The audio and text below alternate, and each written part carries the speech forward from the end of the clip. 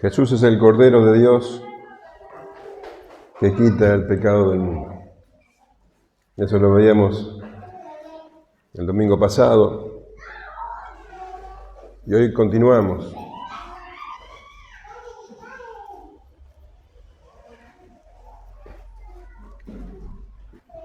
No podemos negar que a lo largo de la historia hubieron muchísimas cenas, millones y millones de cenas, de reuniones, donde la gente se juntaba a comer. Hubieron muchísimas. Y algunos millones seguramente muy importantes, donde se han tomado decisiones, donde han pasado cosas destacables, pero ninguna tuvo la trascendencia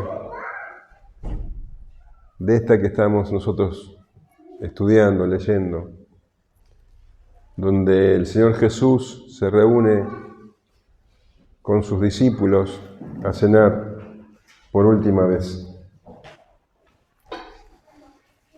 Las cosas que sucederían durante esa cena, las palabras que el Señor pronunciaría, harían de esa reunión algo crucial para la historia de la humanidad, para nuestra historia, para la historia de la redención. Y los 4 evangelios describen esa reunión. Y el Evangelio de Juan dedica 5 largos capítulos. Los otros no tanto, pero al leer los 4 relatos nos hacemos una idea bastante acabada de cómo fue, aunque no podemos decir con exactitud en qué momento pasó cada cosa. Mientras esos 13 hombres se reunían, las fuerzas de la oscuridad estaban trabajando como nunca antes. Satanás estaba operando a través, vos fijate, de los líderes religiosos, de aquellas personas que se supone servían al Señor. Sin embargo, eran falsos maestros, ministros de Satanás, que estaban tramando la muerte del Mesías. Y había entre los 12 apóstoles un infiltrado. Leemos en Lucas 22:3, y entró Satanás en Judas por sobrenombre Iscariote, el cual era uno del número de los 12. Y este fue y habló con los principales sacerdotes y con los jefes de la guardia de cómo se lo entregaría. Ellos se alegraron y convinieron en darle dinero, y él se comprometió y buscaba una oportunidad para entregárselo a espaldas del pueblo. Así que las fuerzas de las tinieblas estaban trabajando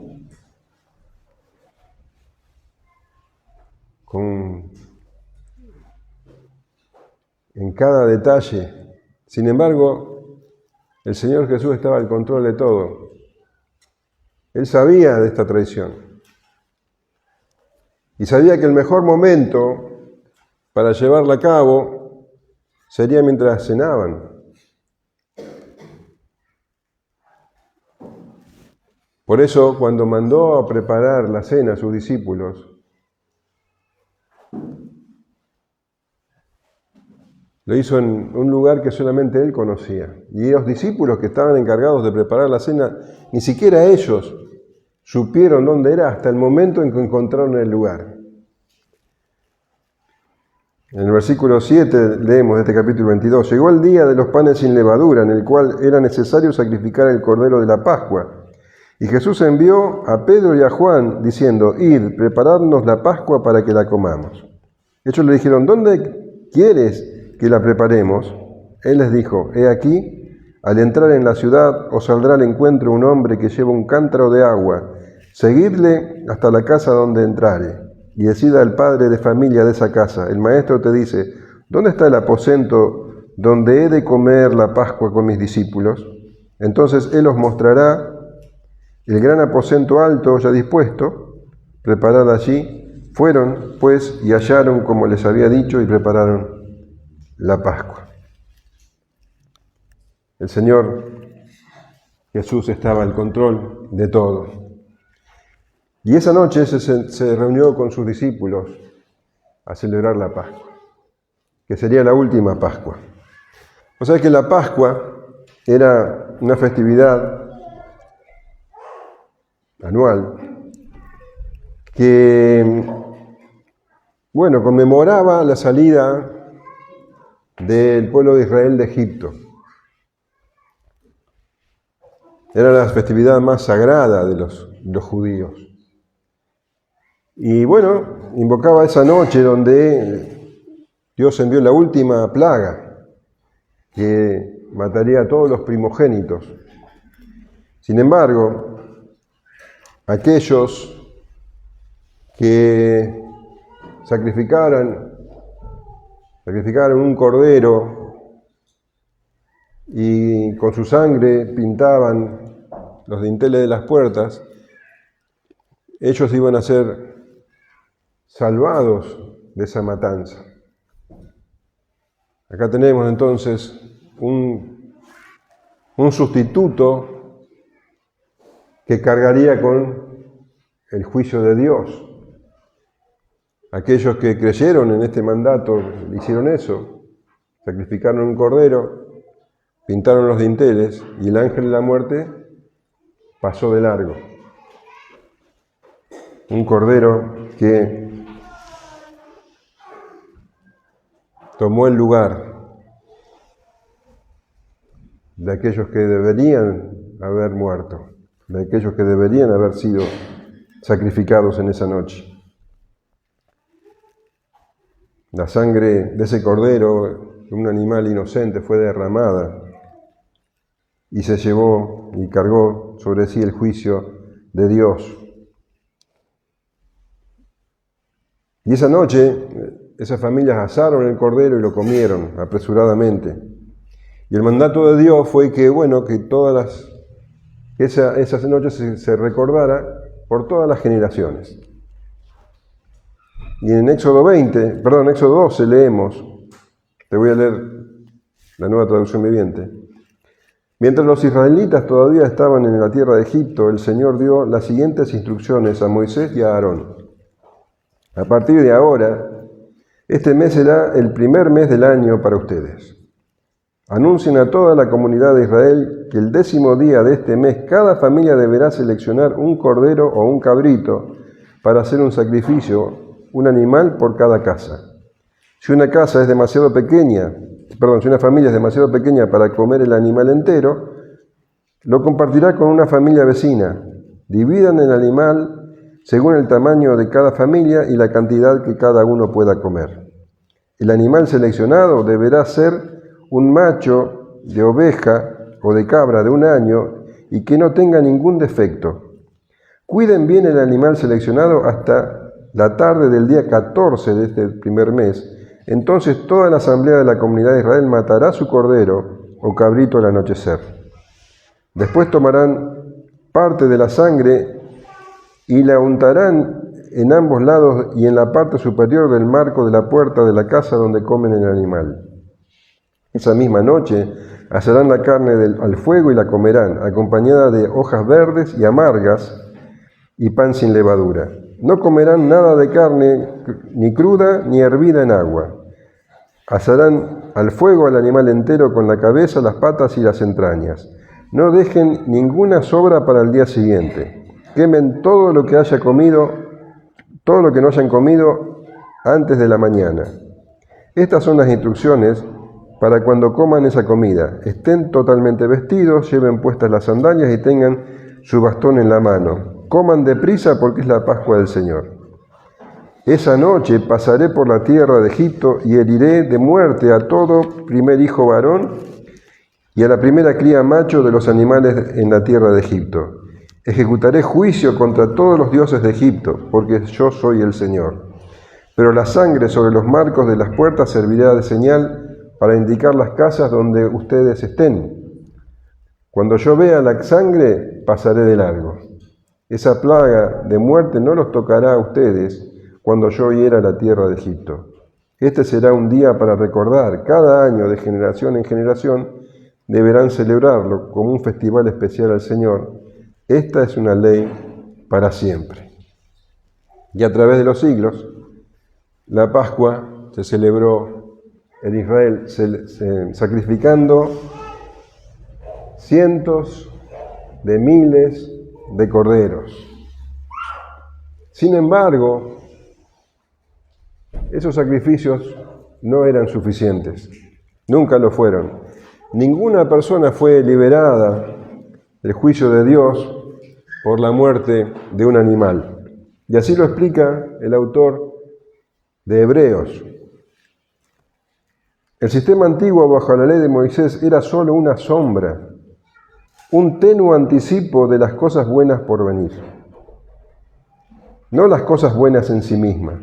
Bajo aquel sistema se repetían los sacrificios una y otra vez, año tras año, pero nunca pudieron limpiar por completo a quienes venían a adorar.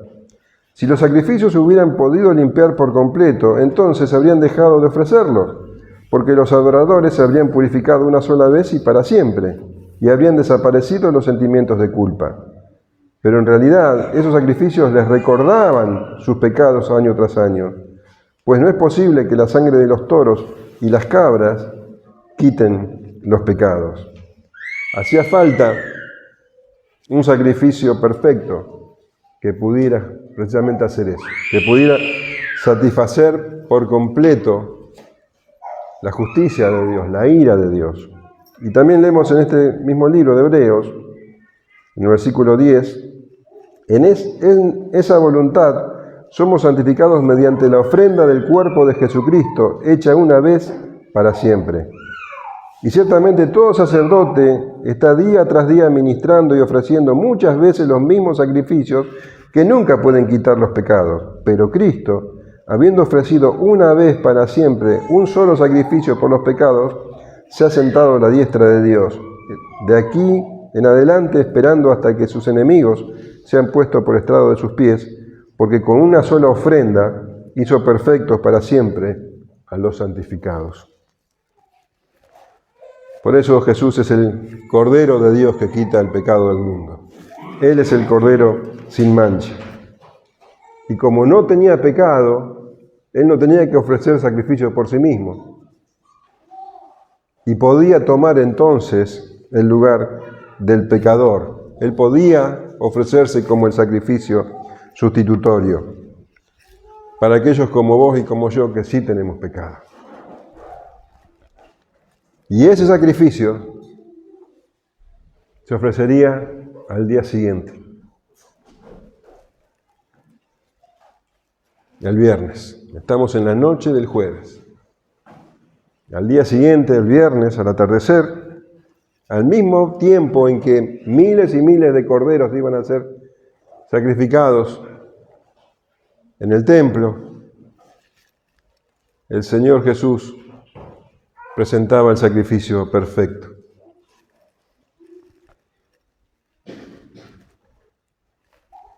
Dios iba a derramar su ira sobre este inocente, sobre el Cordero de Dios que quita el pecado del mundo. Él era el sacrificio perfecto, definitivo, completo por el pecado. Por eso esa era la última Pascua.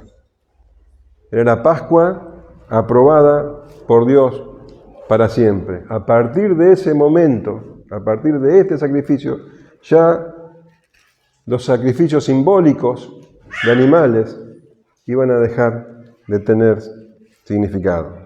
Ya no iban a hacer más falta. Y esa noche el Señor Jesús se reunía con sus discípulos para celebrar justamente la última Pascua. Y a cambio, o en lugar de esa Pascua, el Señor instituyó lo que nosotros conocemos como la Cena del Señor. Vamos a leer Lucas 22, desde el 14 al 20. Cuando era la hora, se sentó a la mesa y con él los apóstoles, y les dijo: «¿Cuánto he deseado comer con vosotros esta Pascua antes que padezca? Porque os digo que no la comeré más hasta que se cumpla en el reino de Dios». Y habiendo tomado la copa, dio gracias y dijo: «Tomad esto y repartidlo entre vosotros, porque os digo que no beberé más del fruto de la vid hasta que el reino de Dios venga». Y tomó el pan y dio gracias, y lo partió y les dio, diciendo: «Esto es mi cuerpo, que por vosotros es dado. Haced esto en memoria de mí». De igual manera, después que hubo cenado, tomó la copa, diciendo: «Esta copa es el nuevo pacto en mi sangre, que por vosotros se derrama». Cuando era la hora, dice Lucas, se sentó a la mesa y con él los apóstoles. La hora es la puesta del sol, las 6 de la tarde, más o menos, que era la hora donde comenzaba oficialmente la cena de la Pascua. Y dice que se sentó a la mesa y con él los apóstoles. Nosotros sabemos que no eran mesas como las que nosotros tenemos.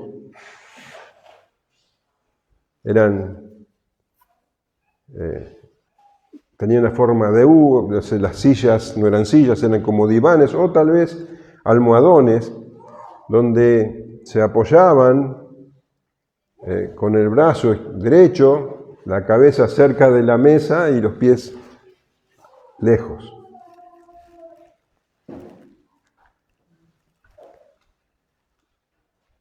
Y leíamos recién que cuando instituyó el Señor la Pascua, decía que tenían que apresurarse, comer apresurados, pero con el paso del tiempo eso cambió y la celebración de la Pascua se llegó a ser muy larga, llevaba en realidad horas.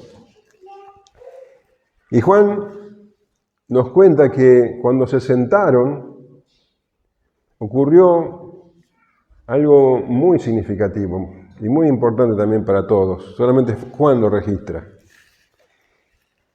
Y es el hecho que todos se sentaron a la mesa con los pies sucios. Porque era una costumbre muy arraigada entre los judíos que antes de sentarse, antes de cenar, tenían que lavarse los pies. Imagínate, los pies estaban muy sucios porque caminaban todo el día, no como vos que te mueves en auto, en vehículo, no, ellos caminaban, iban a todos lados caminando. Seguramente pasaban la noche en Betania, venían caminando hasta Jerusalén, que eran unos 3 kilómetros, todo el día caminando, los pies andaban en sandalias, completamente sucios. Y leíamos que el aposento alto estaba completamente dispuesto. Esto quiere decir que también estaba dispuesto la jarra con agua, las palanganas para limpiar los pies, las toallas. Y este trabajo era algo que hacían los siervos. No cualquier siervo, los siervos más bajos. Los siervos que ni siquiera debían ser judíos, los siervos gentiles, hacían esta tarea de lavar los pies de las personas. El hecho es que no había ningún siervo acá, obviamente. El trabajo lo tenía que hacer alguno de ellos. Pero como era un trabajo humillante, todos fueron y se sentaron. Nadie estaba dispuesto para rebajarse tanto. Y cuenta Juan, en el capítulo 13, versículo 3, dice: sabiendo Jesús que el Padre le había dado todas las cosas en las manos, y que había salido de Dios, y que a Dios iba, se levantó de la cena, y se quitó su manto, tomando una toalla se la ciñó, luego puso agua en un lebrillo, y comenzó a lavar los pies de los discípulos, y a enjuagarlos con la toalla con que estaba ceñido. Entonces, Es claro que el Señor esperó lo suficiente para ver la actitud de los discípulos. Y ya estaban a punto de empezar a comer cuando el Señor, dice, se paró. Y fíjate cómo lo describe Juan. Sabiendo Jesús que el Padre le había dado todas las cosas en las manos y que había salido de Dios y a Dios iba. Lo que Juan está resaltando es que Jesús estaba plenamente consciente de que Él era la persona más digna del universo. Nadie tenía la dignidad real que Él tenía. Y sabiendo esto, y sabiendo además que en muy pocas horas iba a estar en la presencia del Padre, sabiendo esto, dice, se levantó de la cena y se quitó su manto y tomando una toalla, se la ciñó. Ahora, ¿podemos imaginarnos ese momento? Cuando el Señor se levanta y dice que se saca el manto. Se quitó el manto, quiere decir que quedó solamente en calzoncillos, en un ceñidor. Realmente tomó la forma de siervo, era un esclavo. ¿Te lo imaginas al Señor en cueros, solamente vestido con un ceñidor, un calzoncillo? Con la toalla tomó, dice,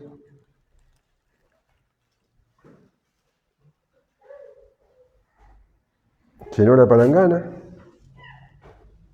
y tomó la toalla en calzoncillos y fue a lavar los pies a cada uno. ¿Te imaginas ese momento? ¿Te imaginas la vergüenza, las miradas de los discípulos? Dice Filipenses 2:6, el cual siendo en forma de Dios, no estimó ser igual a Dios como cosa que aferrarse, sino que se despojó a sí mismo tomando forma de siervo. Y ahí estaba, verdaderamente un siervo. El que más dignidad tenía en el universo y tiene en el universo, tomando la forma de un siervo. Me imagino la vergüenza de los discípulos. De todos, menos uno. Hubo uno ahí que no pensaba como el resto. Había uno ahí que seguramente esa actitud de Jesús lo terminó de convencer. Porque eso que estaba haciendo no era digno del Mesías, no era digno del Rey. ¿Cómo una persona con dignidad podía humillarse de esa manera? Y Juan continúa diciendo, entonces vino Simón Pedro y Pedro le dijo, Señor, ¿tú me lavas los pies? Respondió Jesús y le dijo, lo que yo hago, tú no lo comprendes ahora, mas lo entenderás después. Pedro le dijo, no me lavarás los pies jamás. Jesús le respondió, si no te lavare, no tendrás parte conmigo. Le dijo Simón Pedro, Señor, no solo mis pies, sino también las manos y la cabeza. Jesús le dijo, el que está lavado no necesita sino lavarse los pies, pues está todo limpio, y vosotros limpios estáis, aunque no todos. Porque sabía quién le iba a entregar, por eso dijo, no estáis limpios todos. Y después de haber lavado a los pies de sus discípulos y de haberle dado semejante lección, semejante enseñanza, se sentó. Esa enseñanza que nunca jamás olvidaría. Y según leemos en los evangelios, podemos inferir que Juan se sentó a su izquierda y que Judas se sentó a su derecha. Y les dijo, cuánto he deseado comer con vosotros esta Pascua, antes que padezca. Porque os digo que no la comeré más hasta que se cumpla en el reino de Dios. Y esto me deja sin palabras. Que el Señor Jesús haya dicho esto, te deja sin palabras. ¿Cuánto he deseado? ¿Te das cuenta de la emoción de esas palabras? Al fin llegó el momento, dice el Señor. el momento esperado. Él sabía que iba a morir, que iba a sufrir. Y él dice, ¿cuánto he deseado esto? Porque él nunca pensó en sí mismo. El Señor sabía que el Calvario estaba ahí, que su muerte estaba a punto de llegar, pero también sabía lo que eso significaba, lo que iba a significar para sus discípulos, lo que iba a significar para nosotros. El Señor estaba ansioso por amarnos, por demostrarnos su amor. Juan describe esa emoción y dice en el capítulo 13, versículo 1, antes de la fiesta de la Pascua, sabiendo Jesús que su hora había llegado para que pasase de este mundo al Padre, como había amado a los suyos que estaban en el mundo, los amó hasta el fin. Estaba llegando el momento en que nos salvaría, el momento para el cual Él había venido. Él iba a amarnos, Él iba a salvarnos. Él dijo, nadie tiene mayor amor que este, que uno ponga su vida por sus amigos. El Señor Jesús amaba y ama a sus discípulos con un amor que no se puede expresar en palabras. Cuánto he deseado, dice el Señor, comer con vosotros esta Pascua antes que padezca. Él iba a padecer. Y ese padecimiento era nuestra salvación. Pero antes iba también a compartir esa cena con sus discípulos. Iba a compartir esa Pascua que sería la última Pascua. Porque la Pascua, como veíamos, es simbólica, pero Él dice,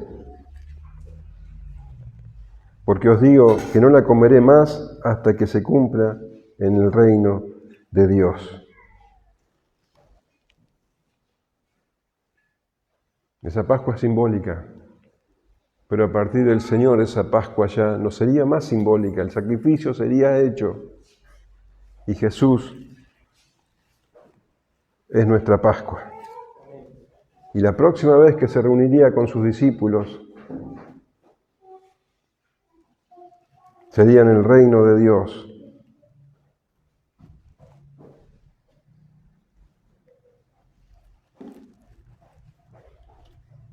Al que venciere, dice Apocalipsis 3:21, le daré que se siente conmigo en mi trono, y así como yo he vencido y me he sentado con mi Padre en su trono. Cuando se siente nuevamente el Señor con sus discípulos, la comunión será perfecta y eterna. La Pascua se habrá cumplido. Y habiendo tomado la copa, dio gracias y dijo, tomad esto y repartidlo entre vosotros, porque os digo que no beberé más del fruto de la vid hasta que el reino de Dios venga. Y para entender más claramente cómo se sucedieron los hechos, tenemos que conocer un poco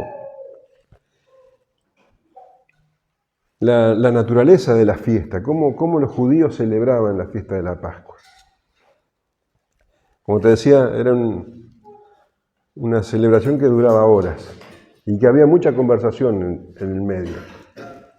Comenzaba la Pascua, la celebración de la Pascua, con una oración de acción de gracia de parte del jefe de familia, en este caso del Señor Jesús. Después de esa oración de acción de gracia, se tomaba la primera copa de vino tinto diluido. Después se hacía el ceremonial de lavado de manos, que era simbólicamente la necesidad de limpieza del pecado. Después del lavado de manos, venía lo que nosotros diríamos la entrada, que era, el consumo, por así decir, de hierbas amargas. Y se ponían como una pasta en vinagre y aceite de nueces y de frutas en las que se sumergía el pan. Esas frutas, esas hierbas amargas, representaban justamente la amargura de la esclavitud en Egipto. Después de esta entrada, por decir así, se cantaban 2 himnos.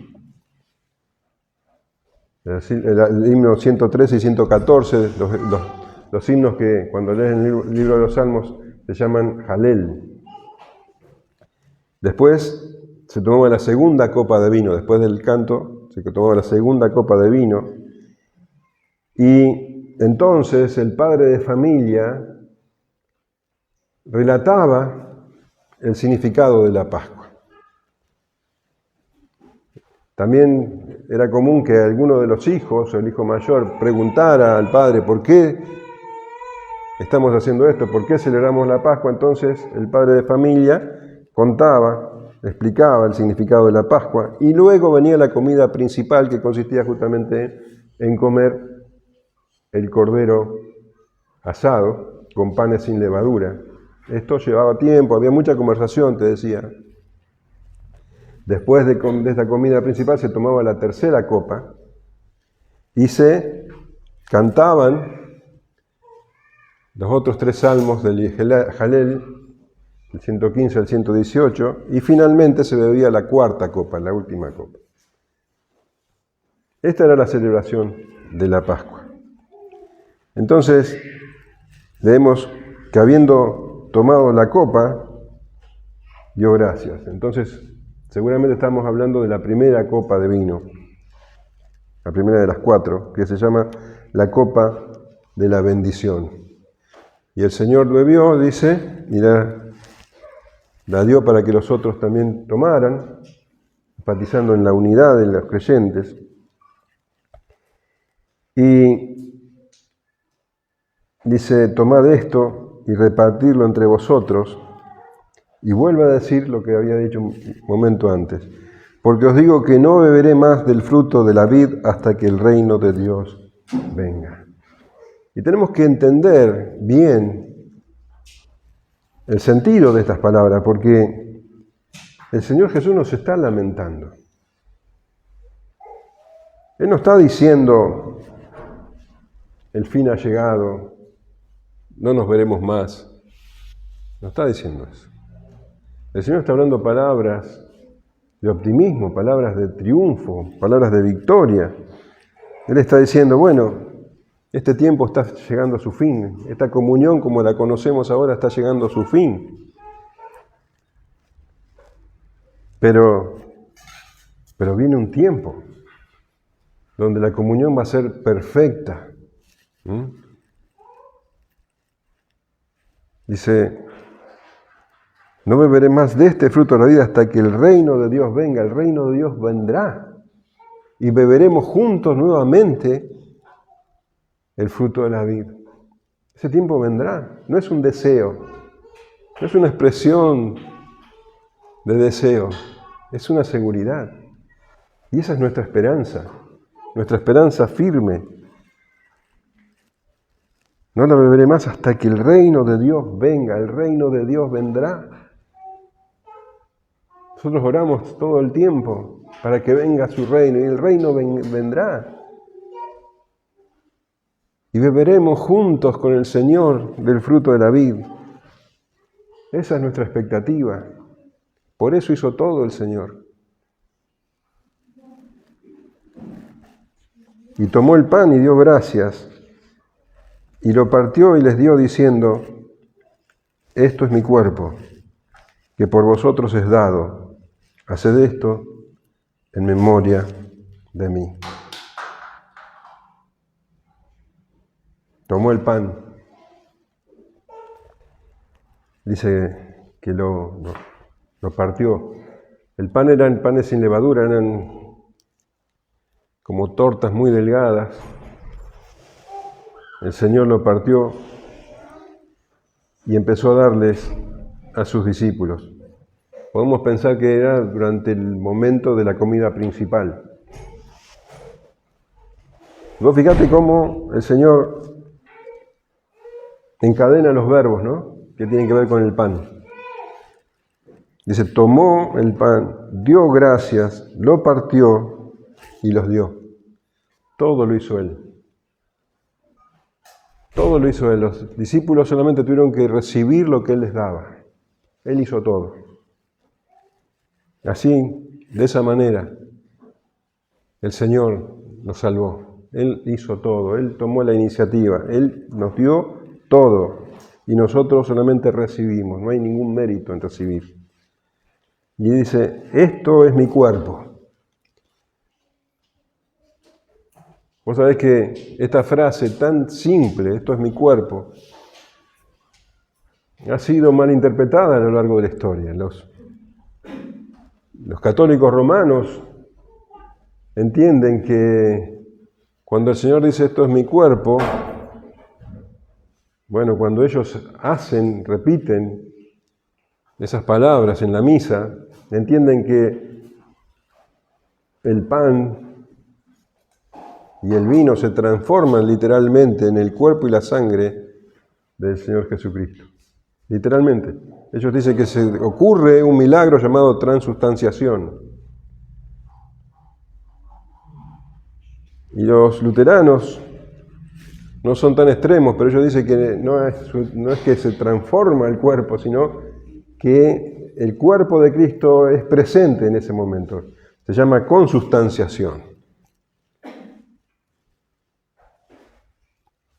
Pero el Señor Jesús está usando un símbolo como usó siempre, está hablando de manera simbólica. Él dijo, yo soy la puerta, no podemos pensar que se va a transformar en una puerta.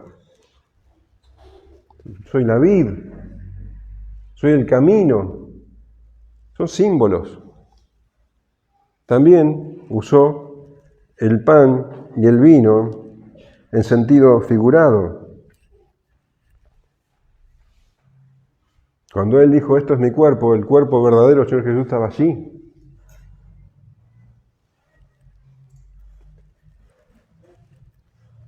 Este es mi cuerpo que por vosotros es dado.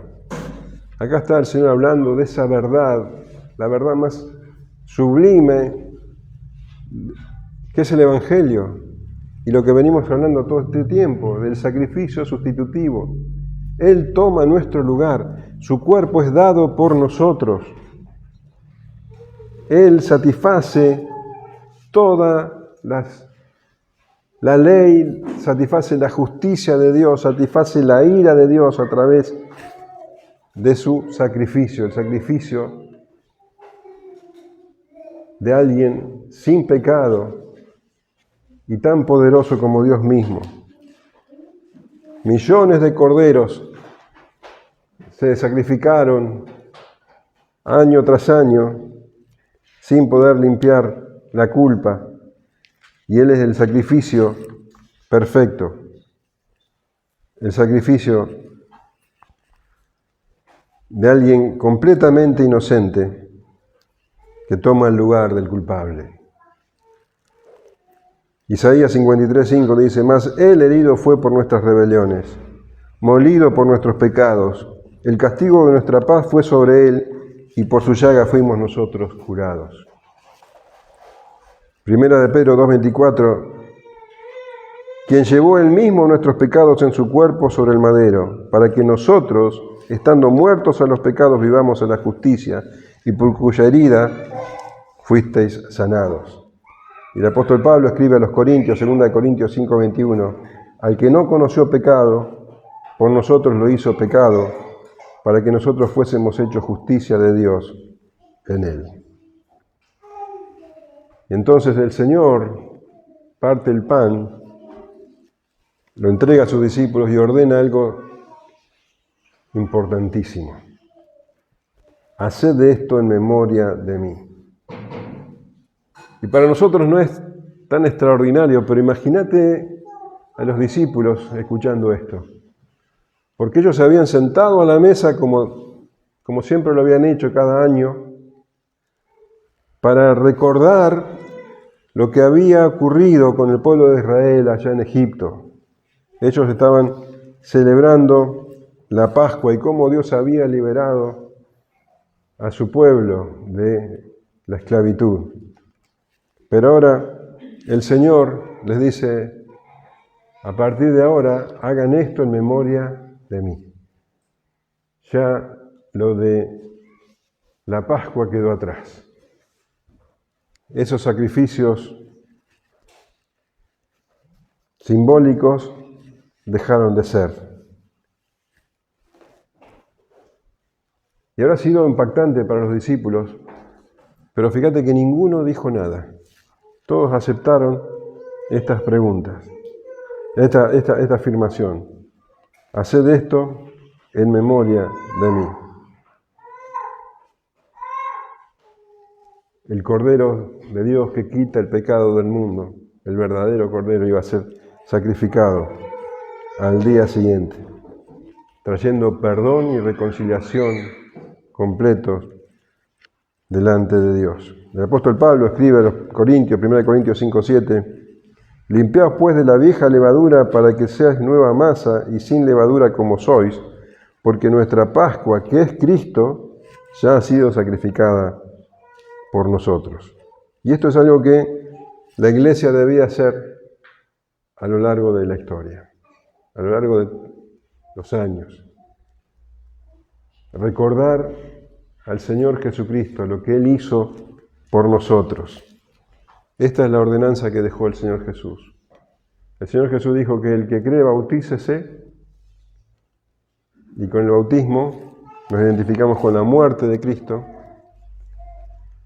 y que celebremos la cena del Señor, recordando lo que Él hizo por nosotros y anunciándolo hasta que Él venga.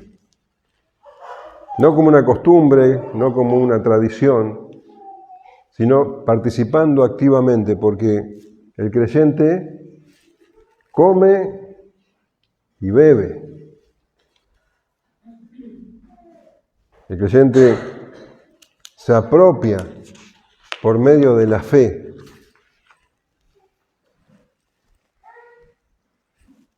de Jesucristo. De igual manera, después que hubo cenado, tomó la copa, diciendo, esta copa es el nuevo pacto en mi sangre que por vosotros se derrama. Después de haber cenado, entonces estamos hablando de la tercera copa. El Señor les dijo que esta copa simboliza la sangre del nuevo pacto. Y si hubo un nuevo pacto, si hay un nuevo pacto, quiere decir que hay un antiguo pacto, un pacto anterior, el pacto de Moisés, de Dios, con Israel a través de Moisés. En Éxodo 24:3 leemos, y Moisés vino y contó al pueblo todas las palabras de Jehová y todas las leyes, y todo el pueblo respondió a una voz y dijo, haremos todas las palabras que Jehová ha dicho. Y Moisés escribió todas las palabras de Jehová, y levantándose de mañana edificó un altar al pie del monte y 12 columnas, según las 12 tribus de Israel. Y envió jóvenes de los hijos de Israel, los cuales ofrecieron holocaustos y becerros como sacrificio de paz a Jehová. Y Moisés tomó la mitad de la sangre y la puso en tazones, y esparció la otra mitad de la sangre sobre el altar, y tomó el libro del pacto y lo leyó a oídos del pueblo, el cual dijo, haremos todas las cosas que Jehová ha dicho y obedeceremos. Entonces Moisés tomó la sangre y roció sobre el pueblo y dijo, he aquí la sangre del pacto que Jehová ha hecho con vosotros sobre todas estas cosas. El pacto que hizo con Moisés también era un pacto de gracia, pero estaba sellado con sangre de animales. El nuevo pacto también se sellaba con sangre, pero con la sangre de Jesucristo. Y el autor de Hebreos explica este nuevo pacto. Hebreos 7:22 leemos, debido a este juramento, Jesús es quien garantiza este mejor pacto con Dios. Hubo muchos sacerdotes bajo el sistema antiguo porque la muerte les impedía continuar con sus funciones. Pero dado que Jesús vive para siempre, su sacerdocio dura para siempre. Por eso puede salvar una vez y para siempre a los que vienen a Dios por medio de Él. quien vive por siempre a fin de interceder con Dios a favor de ellos. Él es la clase de sumo sacerdote que necesitamos, porque es santo y no tiene culpa ni mancha de pecado. Él ha sido apartado de los pecadores y se le ha dado el lugar más alto, de más alto honor en el cielo. A diferencia de los demás sumos sacerdotes, no tiene necesidad de ofrecer sacrificios cada día. Ellos los ofrecían primero por sus propios pecados y luego por los del pueblo. Sin embargo, Jesús lo hizo una vez y para siempre cuando se ofreció a sí mismo como sacrificio por los pecados del pueblo. La ley nombra a sumos sacerdotes que están limitados por debilidades humanas, pero después de que la ley fue entregada, Dios nombró a su Hijo mediante un juramento y su Hijo ha sido hecho el perfecto sumo sacerdote para siempre. Y en Hebreos 8:9 leemos: este pacto no será como el que hice con sus antepasados cuando los tomé de la mano y los saqué a la tierra de Egipto. Ellos no permanecieron fieles a mi pacto, por eso les di la espalda, dice el Señor. Pero este es el nuevo pacto que haré con el pueblo de Israel en este día, dice el Señor. Pondré mis leyes en su mente y las escribiré en su corazón. Yo seré su Dios y ellos serán mi pueblo. Y como te decía, ese pacto fue sellado con la sangre de Jesucristo, que el Señor dice que por vosotros se derrama. Él derramó su sangre. Él derramó su sangre en sacrificio sustitutorio. Porque en Hebreos 9:22 dice: y casi todo es purificado según la ley con sangre, y sin derramamiento de sangre no se hace remisión. Él derramó su sangre. El sacrificio fue cruento y violento. Y lo hizo por vos y por mí. Esa sangre fue derramada por vosotros, no por el mundo, por vosotros, por los discípulos. El Mateo dice fue derramada por muchos, porque somos muchos. Todo aquel que en Él cree. Esta sangre es derramada por vosotros. No hay mayor amor que ese. Él dio la vida por nosotros, por sus amigos, por sus discípulos. Y cada vez que celebramos la cena del Señor, recordamos al Cordero de Dios que quita el pecado del mundo. Él lo hizo. Él lo hizo por nosotros. Él se presentó a sí mismo por nosotros. Él se dio a sí mismo.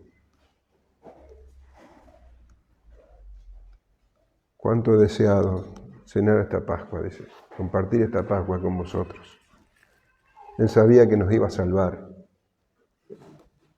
Él sabía que nos iba a salvar mediante su sacrificio. Por eso lo hizo. Por amor. Por amor. Y así, Él cumplió con todos los requerimientos de la ley. Él satisfizo la ira de Dios. La justa ira de Dios. El justo por los injustos.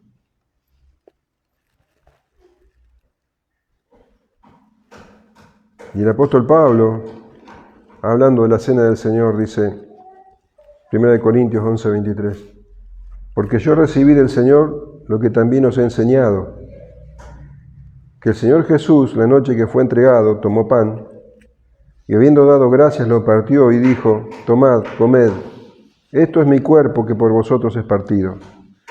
Haced esto en memoria de mí. Asimismo, tomó también la copa después de haber cenado, diciendo, esta copa es el nuevo pacto en mi sangre. Haced esto todas las veces que la bebiereis en memoria de mí.